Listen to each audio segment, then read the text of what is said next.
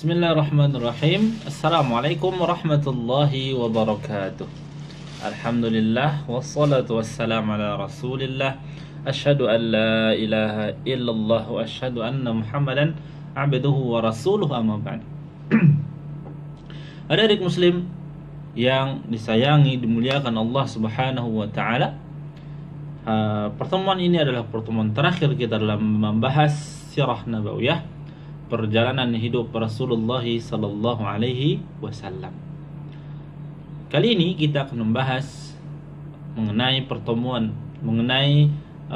kejadian yang terjadi pada tahun 10 dan 11 Hijriah. Apa yang terjadi pada tahun 10 Hijriah?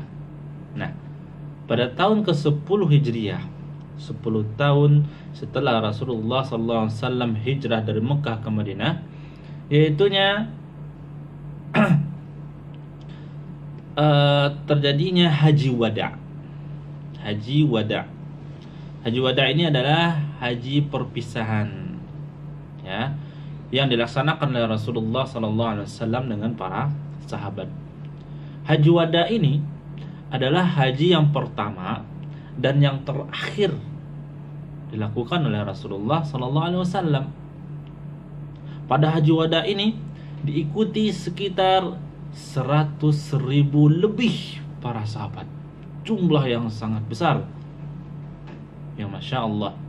Namun dengan adanya Haji Wada ini bertanda, ini adalah salah satu tanda bahwasanya Rasulullah akan wafat. Nah, ternyata benar. Beberapa bulan setelah terjadinya Haji Wada, sekitar hampir 3 bulan, ini sudah masuk pada tahun 11 Hijriah, Rasulullah sallallahu alaihi wasallam meninggal dunia, wafat. Nah, Rasulullah sallallahu alaihi wasallam sebelum meninggal mengalami sakit yang sangat berat. Bahkan beberapa hari Rasulullah akan meninggal, beliau sallallahu alaihi wasallam sampai pingsan beberapa kali. Sakit yang berat ditanggung oleh Rasulullah sallallahu alaihi wasallam. Apakah Allah tidak sayang pada Rasulullah sehingga Allah memberikan penyakit seperti itu? Tidak. Ini menandakan cinta Allah Subhanahu wa taala kepada Rasulullah sallallahu alaihi wasallam. Karena semakin orang itu soleh, maka semakin berat cobaannya. Tentunya orang yang paling berat cobaannya adalah siapa? Para nabi dan rasul. Nah, namun dengan kesabaran dalam menghadapi musibah, menghadapi cobaan, ini akan mendatangkan kecintaan Allah Subhanahu wa taala. Nah, seperti itu. Beberapa hari sampailah datang pada suatu hari yang mana Rasulullah SAW wafat. Rasulullah SAW wafat dalam sebuah rumah, dalam kamar milik Aisyah radhiyallahu anha, istri beliau SAW. Nah, rumah Aisyah ini berdekatan dengan Masjid Nabawi. Rasulullah SAW pernah bersabda bahwasanya seorang nabi apabila ia meninggal dunia, maka ia dikuburkan di tempat ia meninggal. Karena Rasulullah SAW wafat dalam rumah Aisyah, dalam kamar Aisyah radhiyallahu anha, maka Rasulullah dikuburkan di sana, ya, bukan di masjid.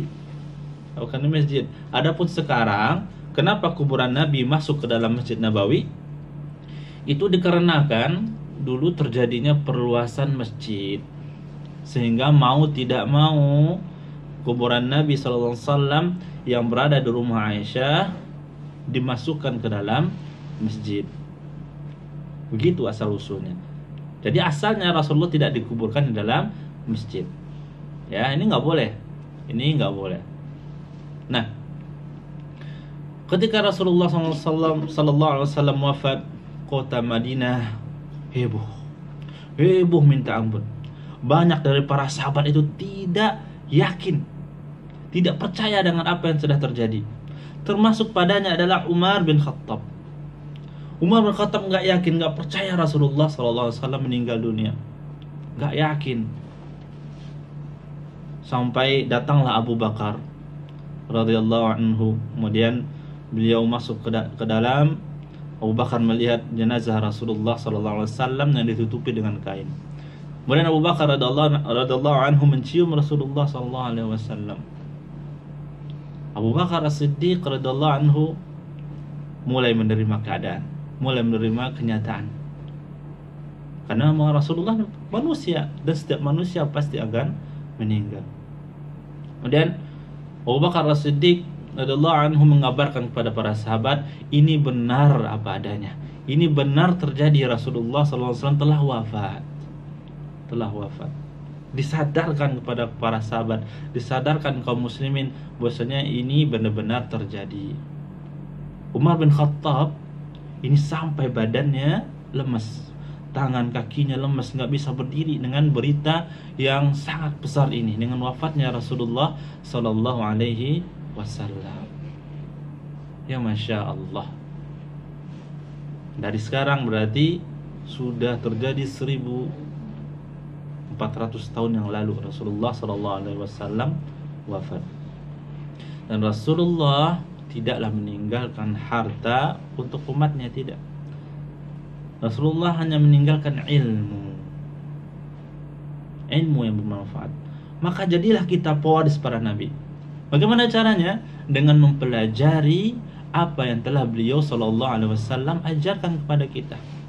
Agama kita sudah sempurna. Dengan wafatnya Rasulullah, ini menandakan seluruh syariat Islam, seluruh ajaran Islam sudah sempurna. Tidak perlu lagi ada tambahan atau pengurangan. Cukup kita belajar apa yang diajarkan Rasulullah Sallallahu Alaihi Wasallam. Jadilah pewaris para nabi. Adik-adik muslim semua, jadilah pewaris para nabi. Jadilah kita mewarisi apa yang telah diajarkan oleh Rasulullah dengan mempelajari apa yang telah beliau sampaikan kepada umatnya.